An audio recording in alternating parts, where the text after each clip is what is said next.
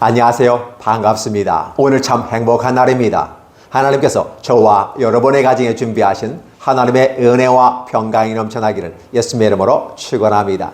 호세아서 9장 1절로 9절에 있는 말씀을 중심으로 기브와 시대와 다윗의 시대라는 제목으로 말씀을 나누고자 합니다.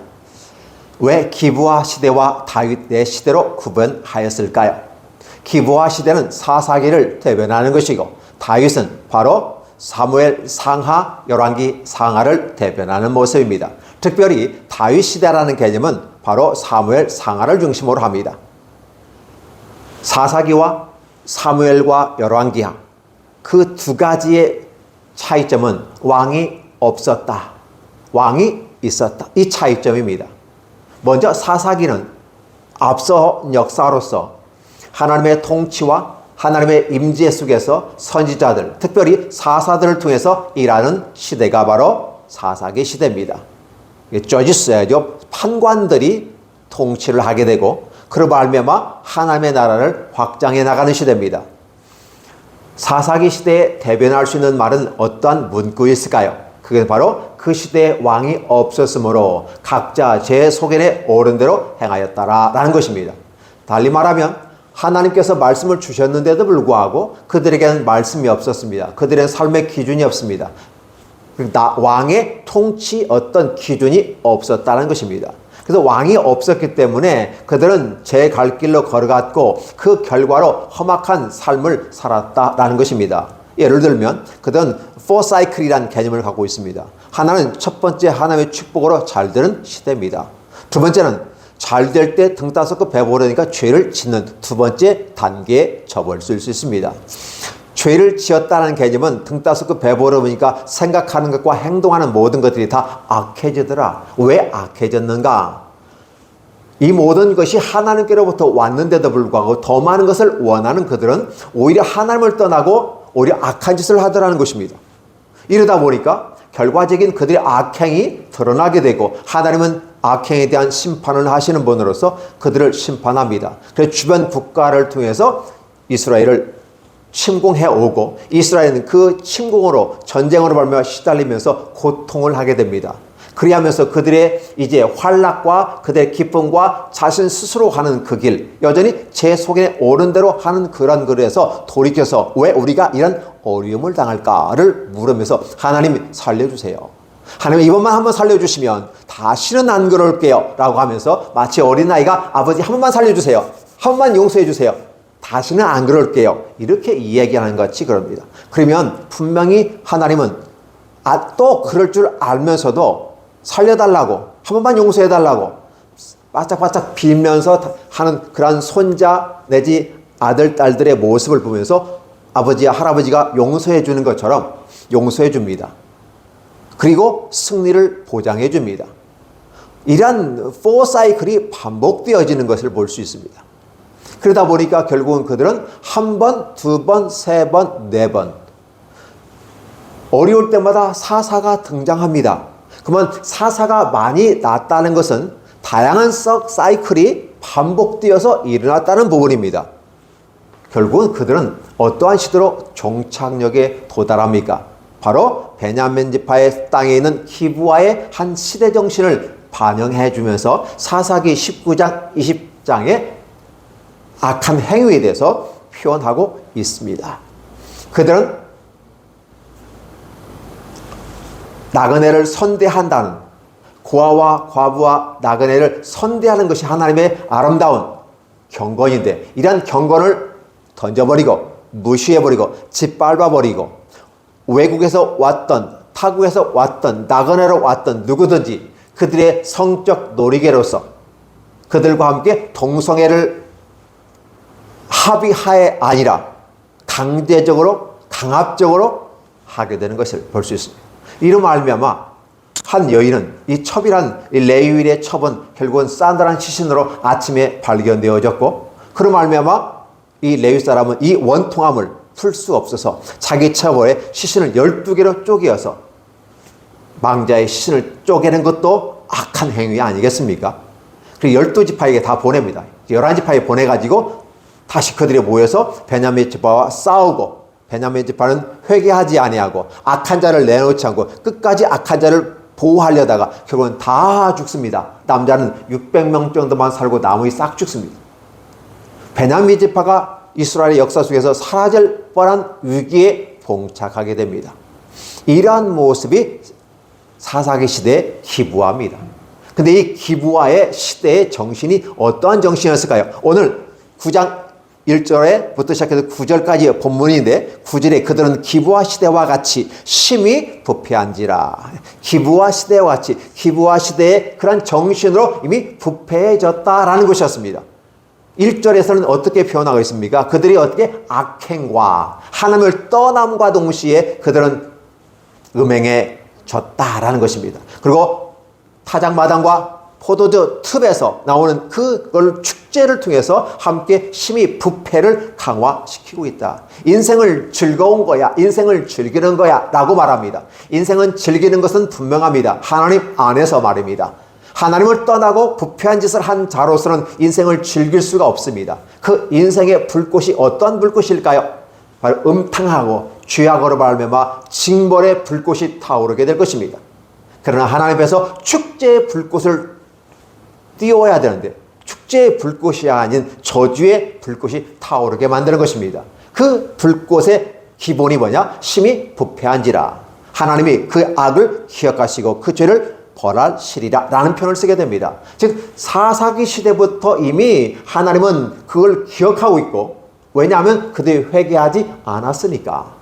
하나님은 그걸 기억하고 이제 그 죄를 계속해서 쌓아놓는 것입니다. 그래서 악한 자의 머리 위에 활을 쌓아놓는다. 죄를, 죄악을, 결과를 쌓아놓는다. 마지막에 한번 딱 불을 끄면 활활 타오르는, 마치 기름을 안고 있는 것 같은 형상인 것입니다. 하나님은 기억하시고 그 벌하시겠다고 분명하게 얘기했습니다. 근데 그 시대의 그 내용을 지금 어느 시대, 한참 지난 북왕국 이스라엘에서 이 일을 하게 되는 것이죠. 북왕국, 북이스라엘의 악한 행위가 여전히 기브아 시대에 왔던 동일한 모습으로 악해졌다라는 것입니다. 북이스라엘에게 하나님은 다가오셔서 사랑을 선언하지만 또 심판도 선언합니다. 사랑과 심판 사이에, 즉 사랑의 하나님과 공의의 하나님 사이에서 하나님은 어떠한 길을 선택할 것인가 라고 하면서 이스라엘에게 선택을 하라고 하는 것입니다. 하나님의 공의를 너희가 원하느냐, 하나님의 사랑을 원하느냐는 것이었습니다. 하나님의 사랑 쪽으로 가면 하나님은 그를 덮으십니다. 왜 덮을까요? 그들은 회개하고 돌아왔기 때문에 그들은 덮으십니다. 하나님의 공의를 선택한다고 하는 것은 그들은 회개하지 않고 하나님의 심판을 받겠다는 것입니다. 하나님은 그들을 그렇게 심판하시겠다고 얘기하고 있다는 사실이죠. 그러면 저는 오늘 사사기 시대의 기브아의 시대 정신과 북이스라엘, 즉 이스라엘 분열 왕국 시대의 북이스라엘이 어떻게 폐역했는지, 어떻게 부패했는지, 어떻게 음행했는지, 어떻게 하나님을 떠났는지, 이 두 가지가 동일한 연속성에 있다는 사실입니다. 결국은 하나님은 오늘 저와 여러분이 지은 모든 죄를 기억하고 계시고 벌하시겠다라고 하는 부분입니다. 어떠한 전제하에서 회개하지 아니했을 때 공의의 하나님으로 여러분에게 나타나는 것입니다. 저는 우리 하나님이 저와 여러분과 우리 교회 이 말씀을 듣는 모든 사람들에게 하나님의 사랑의 하나님으로 나타나기를 예수님의 이름으로 축원합니다. 공의의 하나님은 아니기를 예수님의 이름으로 축원합니다. 왜 제가 이렇게 말씀을 드리냐면 우리가 하나님의 사랑을 받았다, 하나님의 사랑에 기여했다, 하나님의 사랑에 안겼다라는 개념은 우리가 하나님의 말씀을 듣고 회개했다는 전제 속에 있는 것입니다. 회개를 하면 하나님은 우리의 죄악을 기억하지 아니하시고 우리의 죄를 도말하신다. 그래서 다윗이 하나님께 기도한 처럼 하나님께서 하나님께 죄악의 숨기심을, 죄악의 도말하심을 받는 사람은 복이 있다고 다윗이 고백하는 것이 바로 그 부분입니다. 오늘 사사기 시대와 북왕국 이스라엘 사이에 한가운데 사무엘 상하 시대에 다윗이 있습니다. 그러면 왕이 없었던 그 시대라고 말하지만 이미 진정한 왕이신 하나님이 계셨지만 정치 형태로서의 왕은 없었지만 여전히 하나님이 왕이신데도 하나님을 받아들이지 않았다는 것이 사사기 시대의 모습이고 그 산출물이 기브아 시대 정신인데 폐역한 시대 정신이었다. 라고 정리한다면 북이스라엘은 어떤 모습일까요? 여전히 동일한 것이 시대의 흐름에 있었다라는 것입니다. 그러면 사사기 시대와 북이스라엘 그 사이에 어떠한 것이 있었을까요? 바로 사무엘 상하 시대가 있는 것입니다. 즉 다윗 시대가 펼쳐지고 통일 왕국 시대가 펼쳐지게 되는 것이죠. 그리고 열왕기 상하에서부터는 이제 분열 왕국 시대가 펼쳐집니다. 열왕기 시대가 펼칩니다. 그래서 여러 왕들의 시대가 펼쳐지는 것이고 다윗은 통일된 시대이기 때문에 사무엘과 함께 하는 모습이 보여지게 됨으로써 사무엘이 있는 그 시대, 그렇죠? 사무엘과 더불어 새로운 나라가 확장되어지면서 통일 왕국으로 펼쳐지는 것이 사무엘 상하의 시대입니다. 그 시대의 대표적인 주제가 다윗이었는데 그 다윗은 이렇게 말합니다. 시편 19편 14절에 이렇게 표현합니다. 뭐라고 합니까? 나의 반석이시여 나의 구속자이시여 그런 하나님 내 입술의 말과 내 마음의 묵상이 주께 연락되기를 원하나이다라는 표현을 쓰고 있어요. 하나님을 찬양합니다. 어떻게 찬양합니까? 하나님은 놀라우신 하나님으로 찬양하면서 이 우주 만물의 모든 흘러가는 역사가 다 하나님의 손길 안에 있고 그런 자연 만물을 보니까 설레이게 되는 것이죠. 오늘 제가 예배드리기 위해서 자동차로 다가오면서 앞에 하늘을 바라봤습니다. 물론 하늘은 파란 하늘이었습니다. 사이사이에 구름들이 이렇게 있었습니다. 그것을 보면서 하얀 구름 사이에 파란색이 다가올 때 어떤 느낌이 드냐면 설레이는 마음이 들었습니다. 와, 저 하늘만 봐도 설레이는데 근데 그 고백을 하고 들어와서 왜 설레이지?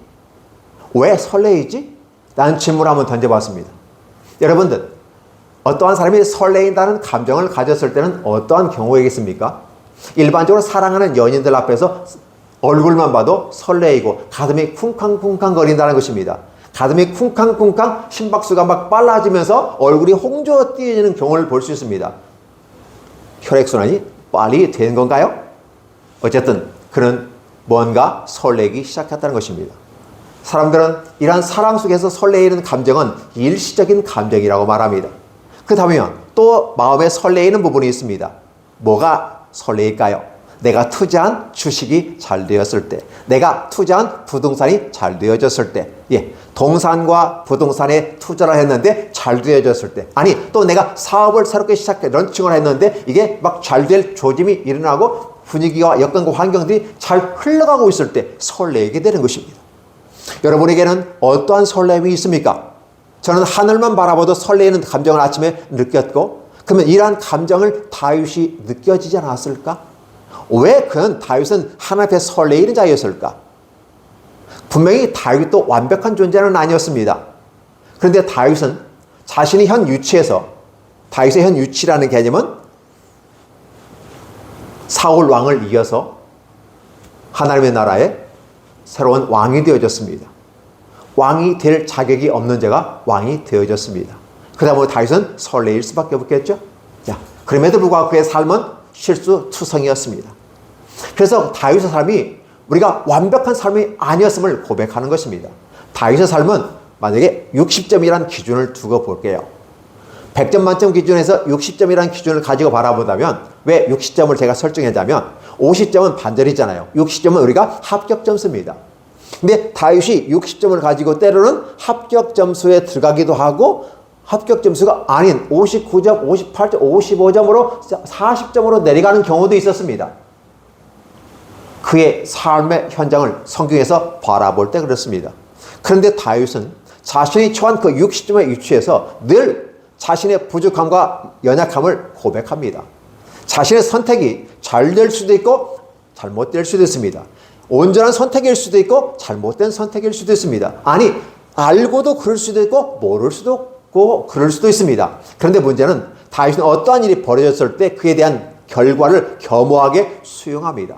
그래서 자신이 잘못한 것을 잘못했다고 고백하고 눈물로 하나님께 회개하면서 하나님께로 가기를 원하시는 거죠. 자신의 현 위치가 100점의 위치가 아닙니다. 60점밖에 되지 않는 그 위치 속에서 그는 여전히 하나님을 향해서 나의 하나님은 나의 반석이십니다. 내가 요동치 않겠습니다. 일부 설교에서는 그 말씀을 드렸습니다. 우리는 강가, 바닷가와 같은 세상 속에서 배 위에 타고 있는 존재다. 방주 위에 타고 있는 존재이다. 배가 크면 클수록 더 안정적이지만 배가 작으면 작을수록 물결의 힘에 의해서, 파도의 힘에 의해서 배가 움직이게 되므로 내가 배의 두 발을 단단하게 고정하고 서 있을지라도 여전히 배가 흔들리면 나도 흔들리게 되는 것을 볼 수 있습니다. 이런 모습이었어요. 근데 오히려 다윗은 이렇게 표현합니다. 나의 반석이시여. 내가 그 하나님 앞에 반석에 내리니까 내가 마치 땅에 두 발을 디딘 것처럼 흔들리지 않는다. 요동하지 않는다. 라는 표현을 쓰게 됩니다. 그래서 나 마음을 굳건히 잡았다. take a heart이라는 말을 쓰게 되는 것이죠. 이 모습들이 시편에 많이 기록이 되고 있습니다. 그러니까 다윗은 60점밖에 되지 않는 삶을 그 현장 속에서 바로 실현해 나가면서 자신의 하나님 앞에 그분이 하나님이 나의 반석이시고 요동하지 않는 그분을 날 이끌어 주시는데 따라서 그분은 나의 구속자이십니다. 라고 고백을 하면서 내 입술의 말과 내 마음의 묵상이 왜 입술의 말일까요? 그건 고백의 표현인 것입니다. 삶의 현장이 다윗은 형통하는 삶, 완벽한 삶이 아니었기 때문에 그의 삶 우여곡절을 너무 많았습니다. 어떻게 보면 다른 왕들보다 더 화려한 아니면 더 험악한 야곱이 표현하는 것처럼 내 130년의 삶이 험악한 세월이었습니다라고 표현하는 것처럼 험악한 그래서 자기 아들에게서 역성혁명 자기 아들로부터 반란을 일으켜서 도망가는 일들 자기 신하들이 자기를 모반하는 일들 욕하고 저주하는 일들 다양한 일을 겪으면서 참 힘겨운 시간들을 보냈습니다. 그런데 다윗은 그 와중 속에도 여전히 내가 요동하지 않고 굳건히 서서 하나님께 갈 수 있었던 것은 그분이 나의 반석이셨다고 고백합니다. 그러다 보니 다윗 같은 내 입술의 말이라는 표현을 쓰게 돼요. 그래서 자신이 요동할 수 있는 배 위에 타 있는 그런 모습과 같이 마치 시대정신의 기부와 시대 같은 경우는 이 사회가 너무 부패하고 악하기 때문에 내가 반듯하게 서 있으려고 해도 움직여버리는 레위인이 반듯하게 서보려고 노력하지만 여전히 그도 첩을 취할 수밖에 없었고 첩을 또 내어주고 전쟁의 과정 속에서 원통함을 겪을 수밖에 없는 그런 약자이면서도 범죄자이고 강자만이 범죄자가 아니라 약자도 범죄자의 축에 들어가게 되는 이런 시대장의 한 부패한 모습을 보여주고 있는 거죠. 다윗 또한 여전히 그 상황에서 벗어날 수 없었지만 여전히 그는 하나님 앞에서 그의 입술의 말이 하나님의 고백을 하고 있는 겁니다. 내가 이런 삶의 현장이 어렵습니다. 내가 요동하는 배에 지금 타고 있는 것 같습니다. 배에 타서 지금은 내가 생명은 구원졌지만 여전히 언제 내가 또 전복이 돼서 죽을 줄 모릅니다. 언제 내가 물속에 빠져 죽을 수도 있습니다. 라는 고백을 할 수밖에 없죠. 그런데 그 와중에도 하나님이 나의 반석이 되시면 내가 흔들리는 배 안에서도 요동치 않겠다고 표현하게 됩니다. 신앙인의 입술의 고백은 이와 같은 위대한 힘이 나타납니다. 여러분의 입술의 고백은 무엇입니까? 안 되는 걸 안 된다고 사실대로 얘기한다고 말하면서 부정적인 것을 말하는 사람이 있습니다. 틀린 말은 아닙니다. 그러나 그러한 말보다도 보다 더 긍정적인 것. 왜 긍정적인 걸까요?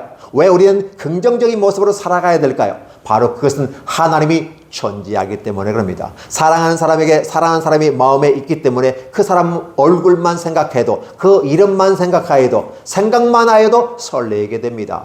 그러다 보니까 온 세계가 다 아름답게 이쁘게 보입니다. 불어오는 바람도 향수가 있는 향이 섞인 바람으로 느끼면서 향기롭다고 말합니다. 차가운 바람도 차갑다고 말하지 않게 오히려 더 신선하게 느껴지는 것처럼 느껴질 수 있습니다. 왜? 그 안에 사랑하는 사람이 있기 때문에 그렇습니다. 그렇다면 오늘 저와 여러분의 마음속에 과연 우리 마음속에 사랑하는 이가 있습니까? 사랑하는 이가 있습니까? 바로 그 사랑하는 이는 하나님, 그의 본이신 자 예수 그리스도이신 것이지요.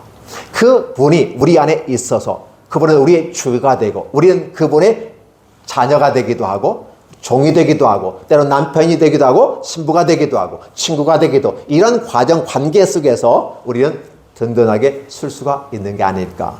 내 입술의 말과 자 한번 고백하는 걸로 우리는 끝나버립니다. 나 예수 믿었어 한번 끝나버립니다. 그러나 기억해 주시기 바랍니다. 내가 예수 믿었다고 다 천국에 갈 수 있겠죠. 그러나 이것은 천국에 갈 수 있다는 개념은 천국이 시작됐다는 개념입니다. 완벽하게 천국에 들어간 건 아니기 때문에 그렇습니다. 따라서 우리는 입술의 고백이란 단어는 시작점을 얘기하는 것이고 그 시작이 결국 반복이 되어야 되는 것을 우리는 묵상이라고 합니다. 그러면 그러한 것들이 내 마음의 묵상으로 다가오게 되는 것이죠. 이게 신앙의 하나의 비밀을 여기에서 알려줍니다. 내 입술의 말이 한 단회성이라 한다면 이 단회성이 계속 반복을 합니다. 되씹기 작업을 하는 것이죠. 그렇죠? 되씹기를 잘하는, 그래서 소가 여물을 되씹기 하는 작업을 해서 소는 좋은, 거룩한, 성결한 짐승으로 우리가 먹을 수 있는 것이죠. 돼지는 되씹기 작업을 하지 않는다는 겁니다. 그래서 때로 비유적으로 설명할 때 성도의 삶은 소와 같이 되씹기를 잘하는 모습이 필요하다. 왜 그럴까? 한번 먹은 것으로 다 종료되는 게 아니라 그걸 반복해서 듣는 겁니다. 오늘 저와 여러분이 주일을 맞이해서 함께 예배를 드립니다. 어떻습니까? 때로는 여러분이 알고 있는 말을 또 들을 수도 있고 때로는 같은 맥락 속에서 같은 설교의 주제로 또 들을 수도 있습니다. 그런데 우리는 또 듣습니다. 왜 그럴까요? 말씀을 듣고 들으면 믿음이 생기고 그 믿음을 확증하는 작업들을 계속해서 해 나아가는 것이죠. 그래서 우리들이 완전히 우리의 믿음이 안착되어질 때까지, 그렇죠? 완전히 도금되어질 때까지. 무슨 도금? 금도금 되어지는 거죠. 그래서 믿음의 금도금이 완벽하게 우리를 쌓아서 온전하게 이물질이 들어가지 않을 정도로 순도 100에, 원래 금은 순도 100이 없죠. 왜? 너무 순도 100이면 무너지니까. 그래서 우리는 최고의 순도를 높여가는 그런 모습이 필요하지 않을까? 그 과정이 다윗의 고백에 있는 것이죠. 그래서 마음의 묵상을 하게 되는 것입니다. 다윗이 위대하고 사사기 시대의 기브아의 정신과 그리고 아울러 호세아가 지금 말하고 있는 북이스라엘의 이런 부패하고 하나님의 죄악을 기억하고 벌하시겠다는 이 사건 그 가운데에 있는 다윗의 시대는 그 똑같은 시대임에도 불구하고 오히려 다윗은 하나님께 더 가기를 원하는 것이죠. 다윗이 위대해질 수도 있고 그 위험한 흔들리는 그 배 위에 있었지만 여전히 요동치 않은 반석 위에 서서 나아갈 수 있었던 것은 바로 하나님을 향한 설레임이 있었고 하나님에 대한 사랑이 있었기 때문입니다. 그래서 다윗은 여호와의 언약궤가 다윗성에 들어올 때 춤을 덩실덩실 추면서 마치 어린아이가 춤추는 것처럼, 아니 때로는 어떻게 보면 외향적으로 보면 미친 사람이 춤을 추는 것처럼 광란의 춤을 추는 것처럼 보였을 수도 있었을 것입니다. 그의 아내 미갈은 그걸 보고 채통머리 없이 그렇다고 이 얘기하는 모습을 보는 것을 그 결과로 말미암아 하나님 앞에서 그런 더 이상 임신할 수 없는 태분이 닫혀버리는 저주와 함께 다윗이 다시 찾지 않는 한 여인으로 비운의 삶을 살아갈 수밖에 없었던 것이죠. 근데 다윗은 언약궤가 다윗성에 올 때 너무너무 좋아서 설레서 덩실덩실 춤추는데 자기 하체가 드러나는지도 모르고 막 춤추고 있을 정도로 어디 보면 미친 사람같이 춤을 췄어요. 그 춤추는 그 즐거워서 좋아, 이 축제 현장이 하나님 앞에서 마치 어린아이가 좋아하는 것처럼 그 춤추고 있다는 것입니다. 왜 우리는 다윗을 좋아합니까? 왜 우리는 다윗처럼 살지 못할까라고 말합니다. 다윗처럼 살고 싶지 않습니다. 다윗의 삶에 너무 힘든 일들이 많았기 때문에 그렇습니다. 그러나 힘든 일이 중요한 것이 아니라 그 힘든 일을 디디고서 반석 같은 그 하나님을 의지하는 것입니다. 반석 같은 하나님을 디디고 있다 보니까 흔들리는 그 영혼에도 흔들리지 아니하고 그 입술의 고백이 반복되어지면서 흔들리는 마음을 붙잡고 말씀을 묵상하며 위로부터 오는 성령의 아름다운 공급하심으로 발며 새 희망이 그 안에서 불쑥불쑥 용트름 친다고 할까요? 마치 물결이 올라오는 것처럼 파도가 치는 것처럼 올라오는 그 모습 가운데 다윗은 설레이는 사람이었습니다. 그래서 자신의 입술의 모든 말과 마음의 묵상이 반복되는 지속 가능성이 그에게 보장이 되었기 때문에 다윗은 현 60점에서 결국 어떻게 될까요? 하나님 앞에 더 가까이 가는, 그래서 60에서 70으로 80으로 90으로 연수가 더해가고 나이가 더해가므로 백발이 되어가면 되어갈수록 많은 사람들은 하나님을 떠나게 됩니다. 많은 사람들은 인생 살아보니까 별거 없다고 고백합니다. 살아보니까 하나님이 내게 해준 것도 없다고 생각합니다. 그래서 나이가 많이 먹으면 먹을수록 조심해야 됩니다. 교만해집니다. 완고해집니다. 우리 이것을 꼰대라고 말합니다. 그 꼰대 현상들이 이 사회에 반영하게 돼서 젊은 사람들에게 나타나기도 하고, 젊은 사람들은 오히려 좀 젊어서 성공한 것 때문에 꼰대 노릇을 하는 경우도 있죠. 그것은 바로 우리들의 마음이 완악해졌다라는 것이고 힘이 부패해졌다는 것입니다. 그리고 어떨까요? 방종에 이르렀다라고 표현해 볼 수 있습니다. 나이가 먹으면 먹을수록 고개를 더 숙입니다. 야곱이 육체에 힘이 없을 때 지팡이에 의지해서 파라오를 축복하면서 하나님을 경배하는 모습을 창세기에서 볼 수가 있습니다. 다윗은 침상에 앉을 힘도 없을 때, 겨우 침상을 붙잡고 앉아서 있을 때 온 힘을 다해서 바로 하나님을 경배하는 모습을 여러분들은 성경을 읽으면서 볼 수가 있을 것입니다. 과연 누가 하나님 앞에 다윗과 같은 모습을 가질까요? 다윗의 정신을 가지고 갈까요? 왜 성경은 다윗을 기준해서 열왕기를 평가할 때 다윗과 같았더라, 다윗과 같지 않았더라, 이 두 가지 평가를 할 수 있을까요? 하나님은 그렇게 기준선을 이미 사무엘 상하 시대 한 통일 왕국 시대에 다윗의 샘플링을 통해서 전해주십니다. 그리고 아울러 솔로몬과 그 아들 르호보암과 또 여로보암, 그리고 분열 왕국 시대에 흐른 두 나라의 열 왕들의 삶의 모습을 볼 때 늘 다윗의 삶이 기준되어진 것입니다. 그래서 오늘 제가 제목을 기브아 시대의 정신과 다윗의 시대의 정신, 분명히 똑같은 삶의 환경이었습니다. 그러나 사사기 시대와 열왕기 분열 왕국 시대에는 이미 그들은 흔들리는 배 위에서 근근히 목숨을 연명하지만 그 흔들리는 그 모습 가운데 하나님을 붙잡으라고 그 구원의 방주를 탔으니까 이제 구원의 동아줄을 잡으라고, 그 썩어질 동아줄이 아닌 진짜 살아있는 생명의 동아줄을 붙잡으라고 얘기했음에도 불구하고 그들은 그 살아있는 동아줄을 버려버리고 썩어져 있는, 아니 그들의 눈에는 더 크고 더 단단하고 자기를 풍요롭게 만들어줄 것 같은 그 동아줄, 썩은 동아줄을 붙잡고 가더라는 것입니다. 그 동아줄이 바알과 아셀과 아스라도를 섬기는 폐역을 담당하게 되는 것이죠. 그로 말미암아 그들은 힘이 부패해졌다라는 말을 쓰게 되는 것입니다. 우리는 이 모습을 보면서 기브아 시대와 같이 힘이 부패한지라 라고 하는 이 모습 속에서 이미 절망 가운데 있구나, 희망은 사라졌구나 라는 것을 보면서 통감하는 것이죠. 그렇다면 이러한 것이 반복되어야만 할까요? 우리 삶은 그렇게 반복이 되어집니다. 사사기는 그 포사이클링이 반복되어져 나왔다면 북이스라엘은 안 되어야만 하는데 북이스라엘도 여전히 반복되고 있다는 사실을 보여주면서, 그렇다면 그 두 사이클 사이에 있는 다윗은 어떨까? 다윗은 그렇지 않았다. 그 다윗은 우리 삶의 기준이 된다. 우리의 삶이 100% 완벽한 삶이어서 기준이 되는 것이 아니라 부족하고 연약한 현실의 삶의 위치에서 바로 하나님이 부르실 때 너 어디 있니? 라고 물었을 때 예, 제가 여기 있습니다. 지금 제가 몇 점짜리 위치에 있습니다. 라고 하나님께 고백하면서 나를 도와주세요, 하나님. 내가 죄악을 짓지 않도록, 악한 생각을 하지 않도록 나를 붙잡아 주옵소서.